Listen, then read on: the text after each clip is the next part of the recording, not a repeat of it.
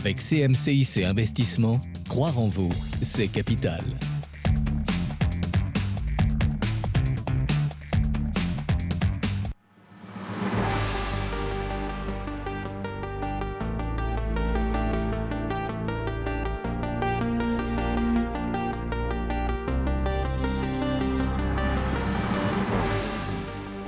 Bonjour et merci d'être fidèle au rendez-vous. Rencontre aujourd'hui avec un autodidacte qui a remporté le trophée national des autodidactes fin 2012 et qui a participé en un peu plus de 45 ans à la création de 35 entreprises, notamment dans le transport express de petits colis et l'archivage avec Everial, dont il est toujours le PDG. Michel Garcia est notre invité aujourd'hui. Bonjour. Bonjour.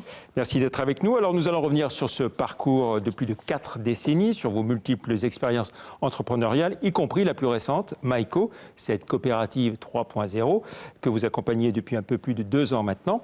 Vous nous expliquerez comment vous est venue cette passion d'entreprendre, comment vous êtes passé d'un projet à un autre, comment vous avez développé vos différentes entreprises. Nous évoquerons aussi votre passion pour le basket et votre engagement associatif et sociétal. Vos réactions sur les réseaux sociaux avec le hashtag réussite d'entreprise. Mais tout de suite, retour sur vos premiers pas professionnels.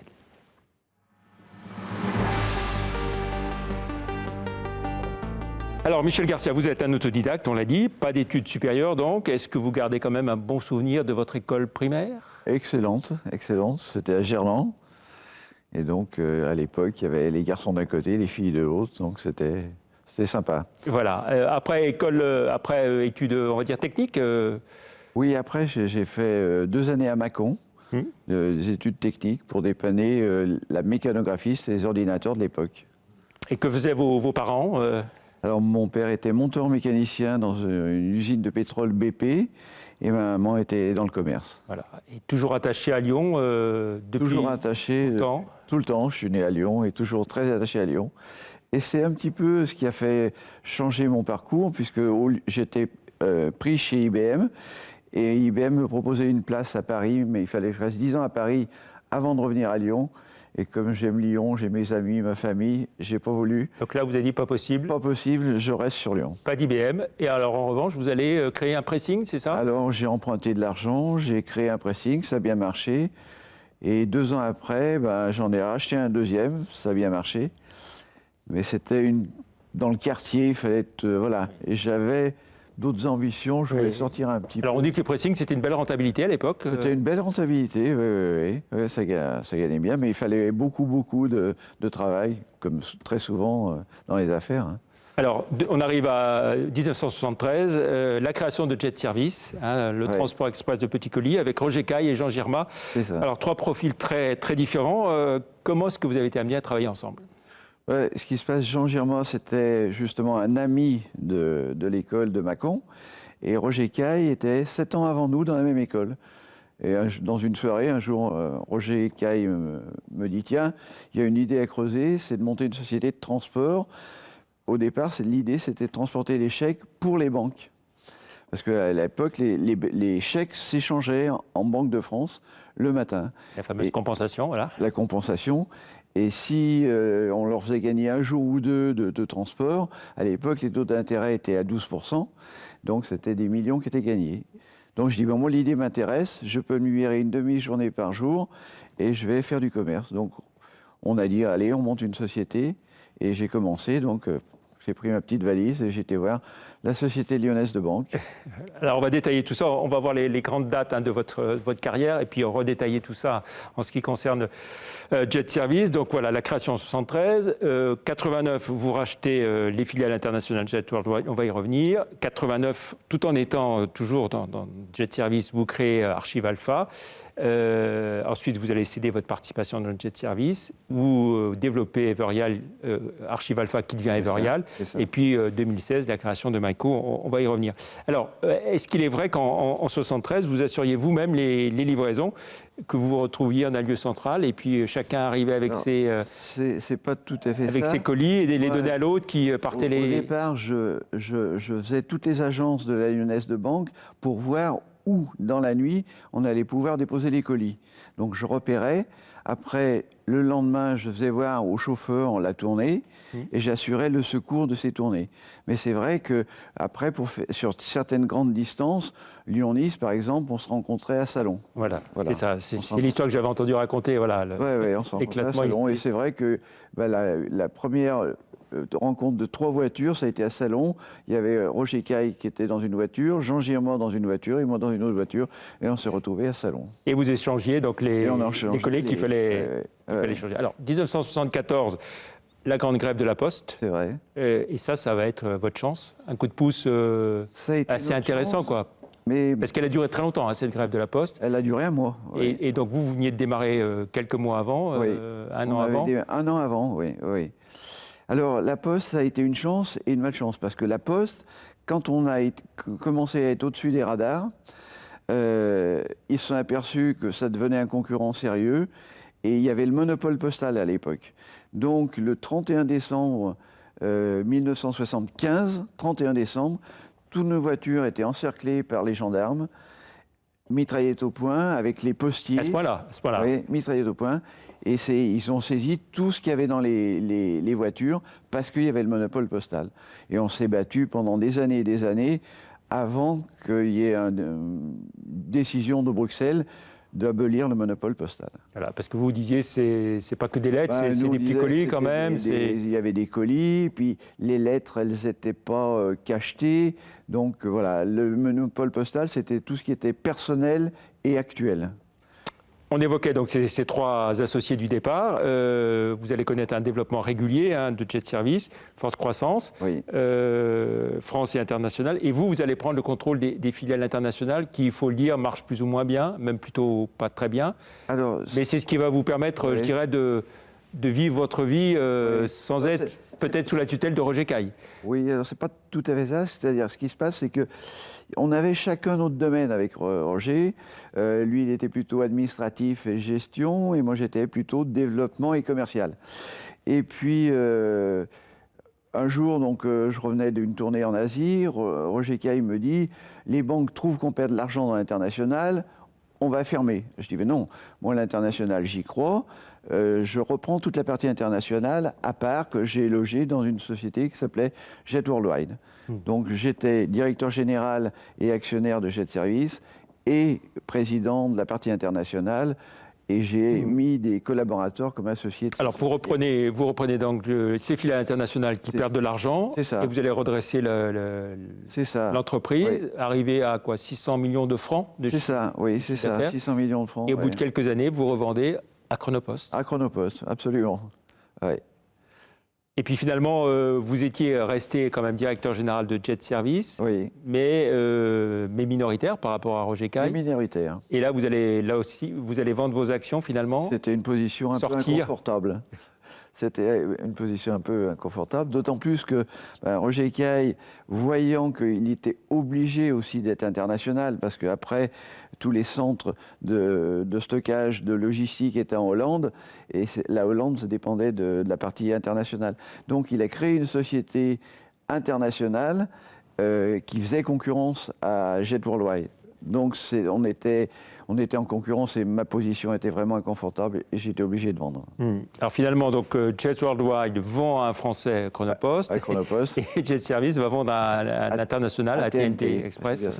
C'est bien ça. Ça a été la fin de cette histoire lyonnaise, on peut dire, de 2 entreprises. Oui. La rupture a été compliquée avec Roger Caille, douloureuse. Très douloureuse. Ouais. Surtout que c'était un ami. Donc, moi, l'amitié, c'est au-dessus de tout, et là, ça a été dur. Ça a été dur. Alors que vous étiez encore donc, dans le transport express, vous créez Archive Alpha en 89. Oui.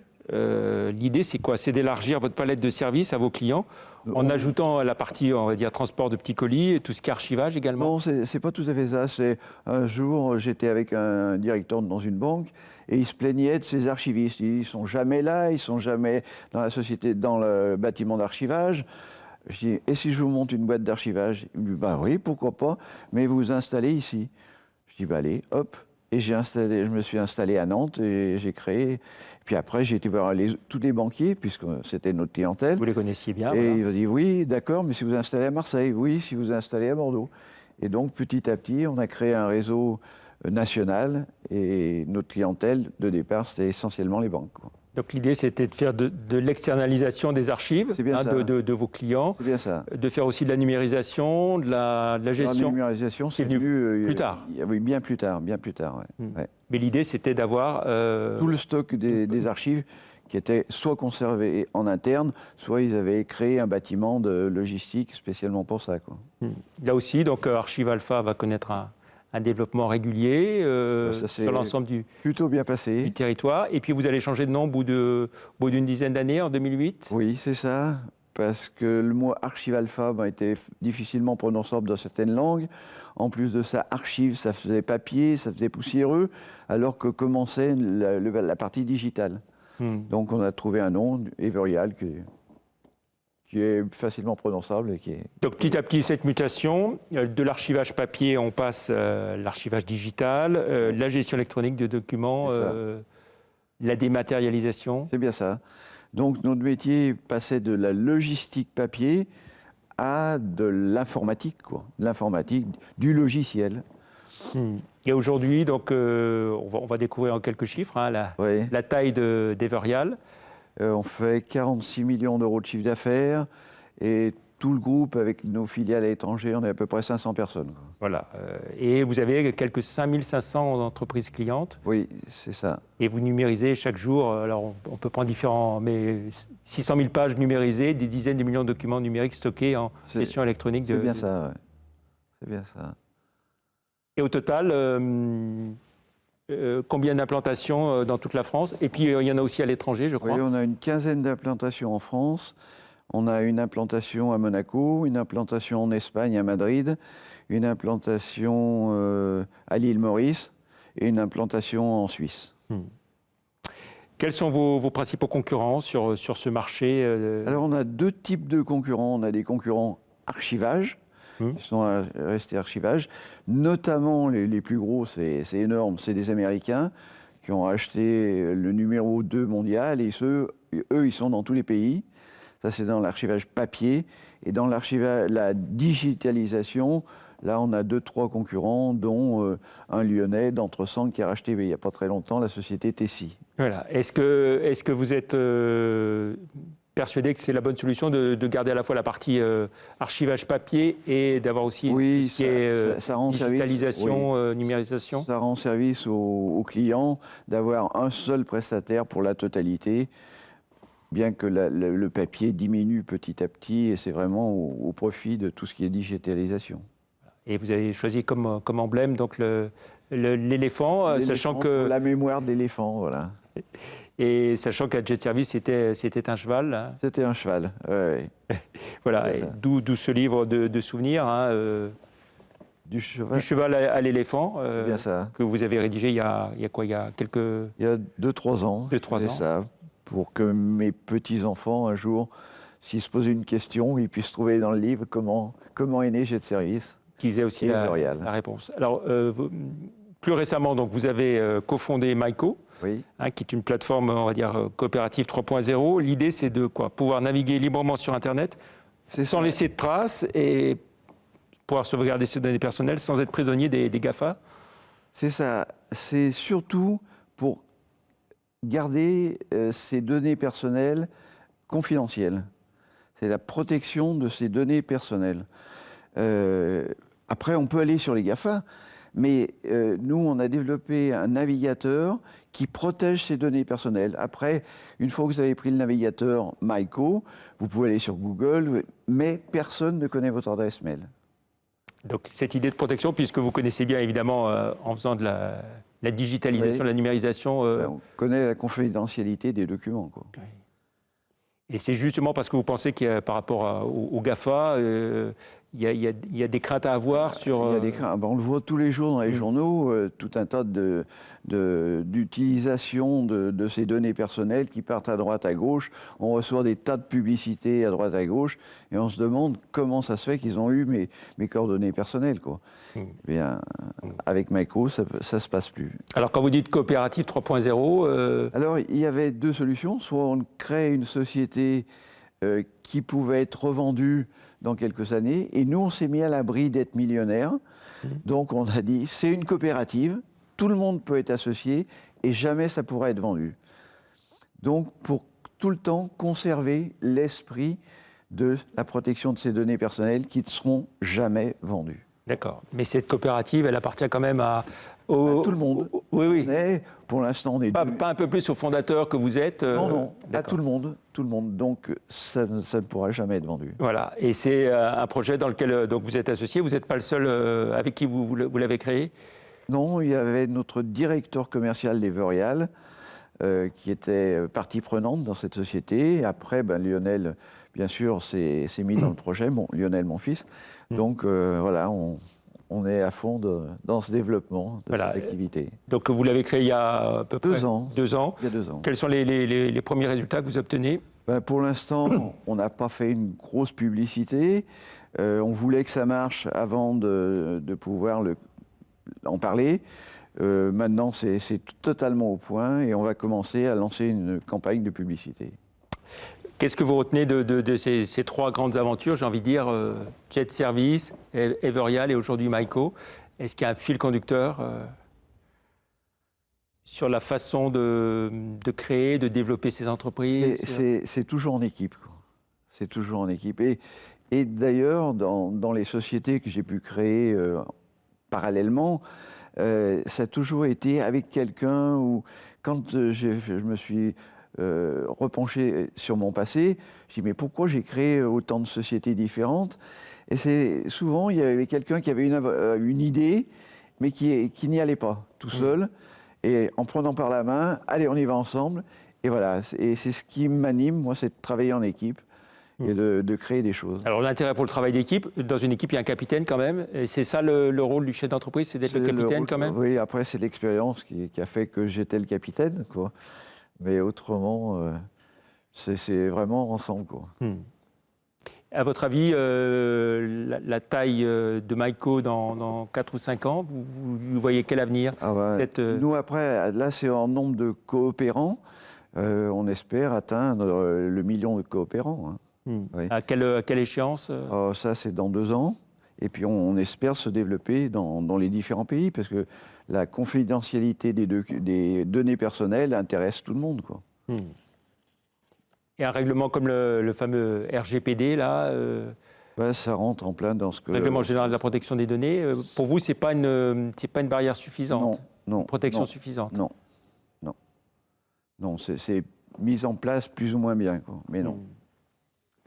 En dehors de l'entrepreneuriat, vous êtes passionné par le basket. Hein. Oui. Vous avez été un des actionnaires de l'Asvel avant qu'elle soit rachetée par Tony Parker. Pourquoi cette passion pour le basket? Alors, c'est Gilles Moreton qui m'avait fait attraper cette passion. Il me disait, tiens, si on installe des paniers de basket dans les cours des banlieues, etc., le sport, c'est le seul... il n'y avait plus d'armée à l'époque. C'est les seules règles que respectent les jeunes maintenant, donc c'est le sport. Je dis, moi ça m'intéresse, je viens avec toi. Donc on y a été. Et puis il y avait l'Asvel, comme il était président de l'Asvel, qui était un peu en difficulté. Donc il nous a demandé de remettre un peu d'argent. Puis après, il y a d'autres chefs d'entreprise qui nous ont suivis, et non des moindres. Donc, pour certains qu'on connaît bien à TLM, voilà, Jacques Gaillard, Roland Chéniaud, voilà. Donc là, on a bien développé. Et puis après, on a rencontré Tony Parker qui a souhaité... c'était son rêve de jeunesse d'acheter un club de... Voilà, le rachat par Tony Parker, vous considérez que c'est une belle évolution pour le club? C'est une très très belle évolution pour le club. Il apporte sa notoriété et c'est pas fini, ça fait que commencer. Il n'est pas encore impliqué totalement puisqu'il joue encore aux États-Unis, mais quand il va venir dans 2 ans, je pense, j'espère, il va pouvoir développer à l'échelle... Avec une académie Oui, avec il y a une des académie. Une nouvelle salle. Oui, une nouvelle salle. Et puis, il incorpore aussi l'équipe féminine qui marche bien. Donc, je pense qu'il a de beaux projets dans les tiroirs. Hein. Plus un naming avec le nom d'une entreprise. Aussi, que je ne connais pas. Et alors, l'abandon des couleurs, vous, ça vous a choqué? Un petit peu, c'est un peu dommage. Le vert était tellement la couleur de l'Asvel. Je ne vois pas ce qui aurait pu gêner que LDLC soit en vert, quoi. Ou alors dans un petit coin de maillot du vert, quoi. Mais et qui est le rappel historique. Bon. Ouais. Oublier les racines, c'est une erreur pour vous? Moi, je pense, oui. Ouais. Je suis très attaché aux racines. Voilà. On vient d'en parler. Michel Garcia, vous êtes impliqué aussi dans des projets associatifs également. Oui. Un mot sur votre action? J'ai voulu, comme j'ai eu la chance que mon fils prenne les manettes de la société, au moins à 90%. Donc j'ai du temps disponible et que je ne peux pas m'arrêter. Donc pour le compte d'une mutuelle, dont je suis administrateur depuis 32 ans, l'Association lyonnaise de prévoyance, on a créé différentes activités dans le social. On a fait des micro-crèches, on a fait de l'aide à domicile psychologique pour les gens qui ont fait un AVC ou Alzheimer. Et on vient dernièrement d'inaugurer le 1er octobre à Tassin une maison où on regroupe tous les professionnels qui s'intéressent aux enfants qui sont haut potentiel, dyslexiques ou autistes. Et ça c'est une passion pour vous aussi C'est vraiment une passion parce qu'il y a une équipe autour de ce projet extraordinaire. Et puis, quand on voit sourire les parents qui ont des difficultés avec leurs enfants, quand on redonne le sourire aux enfants, pour moi, c'est un vrai bonheur. Et merci. Alors, le sujet qui dérange à présent, la question qui dérange.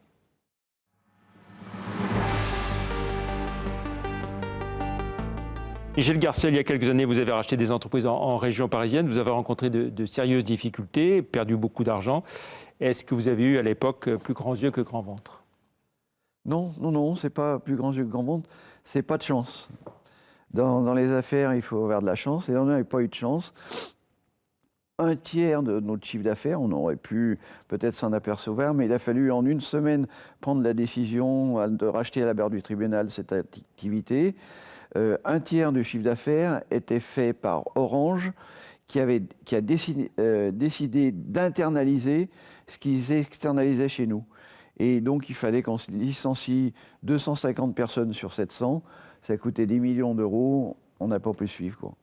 Donc, on a fermé la société qui a été rachetée.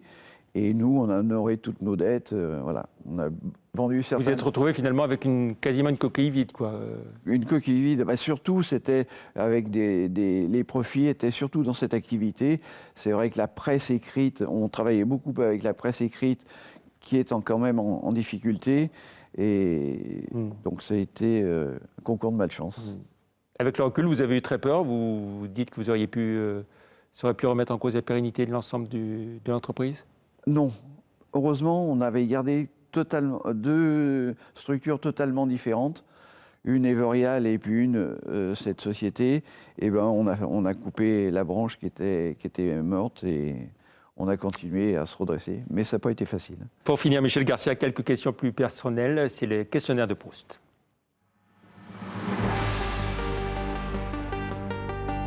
Michel Garcia, si vous n'aviez pas été chef d'entreprise, quel métier auriez-vous aimé faire?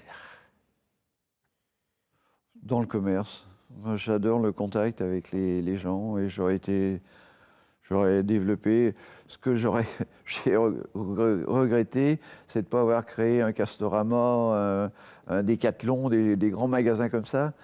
C'est ce que j'aurais aimé faire. Et jamais trop tard. Hein. C'est vrai. Si c'était à refaire, est-ce que vous auriez envie de faire des études ou toujours pas? Non, pas forcément, parce que quand je discute avec nos collègues qui sont aussi autodidactes, on s'aperçoit qu'on a développé une intuition qui font que certains... Que n'ont pas les diplômés. Oui, qu'on n'ont pas les diplômés. je ne sais pas si c'est d'instinct avant ou si on l'a développé, mais c'est cette intuition qui fait que on aime, on n'aime pas, on sent quelque chose, on sent les choses. Quelles sont les valeurs auxquelles vous croyez, Michel Garcia? Moi, je crois beaucoup à l'amitié. Une autre? Et l'amour. Est-ce qu'il y a un chef d'entreprise qui vous a inspiré? Que j'ai admiré, Oui. Les Bernard Arnault, Bolloré, d'Entresangles. Un homme d'État qui vous a marqué? C'est le général de Gaulle. Un artiste que vous affectionnez tout particulièrement? Omar Sy. Quel est votre sportif préféré? Ça a été Noah. Hein. Quelle est votre plus grande fierté d'entrepreneur? D'avoir réalisé Jet Service, quand même, qui était une très belle aventure, même si on aurait pu la développer beaucoup plus. Mais après, des conflits d'associés. Est-ce que vous avez un regret ou des remords? Non, le regret, c'est justement de ne pas avoir pu développer davantage cette activité. Quelle est votre principale qualité, votre principal défaut aussi? Je crois que ma principale qualité, c'est que je suis tenace et travailleur. Et mon principal défaut, c'est peut-être une réserve et une timidité. Votre juron préféré? Non, j'en ai pas particulièrement. Non. Votre mot préféré dans la langue française?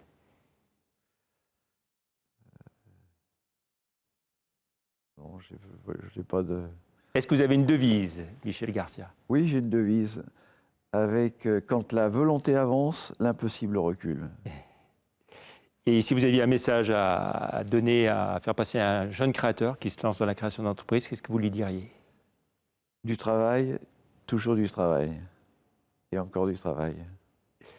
Merci beaucoup, Michel Garcia, d'être venu dans Réussite d'entreprise. Prochain rendez-vous, ce sera le vendredi 16 novembre et ce sera à 19h. Merci de votre fidélité à TLM. Merci, au revoir.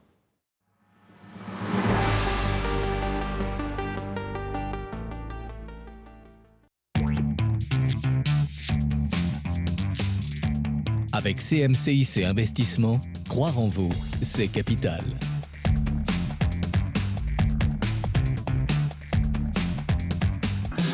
Les hommes et les femmes